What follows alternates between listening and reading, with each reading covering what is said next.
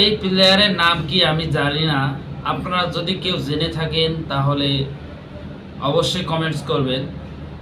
আমি শুধু এতটুকু জানি যে তিনি ব্রাজিলের হয়ে খেলতেন।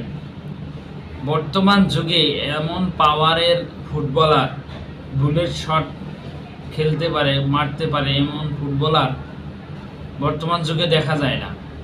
আসলে তিনি যে শটগুলো করেছেন, এই শটগুলো বর্তমান দেখাই যায় না, এবং এই শটগুলোর জনক তিনি। সম্ভবত তার নাম হচ্ছে রবার্টো কার্লোস। তিনি ব্রাজিলের কিংবদন্তি। সেই যুগে কিন্তু ব্রাজিলের যেসব ফুটবলার বের হতো তারা শক্তিমত্তার প্লেয়ার ছিল। নেইমারের কথা ধরেন, নেইমার কিন্তু অনেক একজন স্কিলফুল প্লেয়ার, কিন্তু তার শক্তি অতটা নেই বলে আমি মনে করি, যার কারণে সে বারবার ইনজুরিতে পড়ে যাচ্ছে। আজকে কার্লোসের মতো এরকম প্লেয়ার যদি সে হতে পারতো তাহলে তার নামের পাশে ব্যালন ডিওর থাকতো, এমনকি তিনি ইতিহাস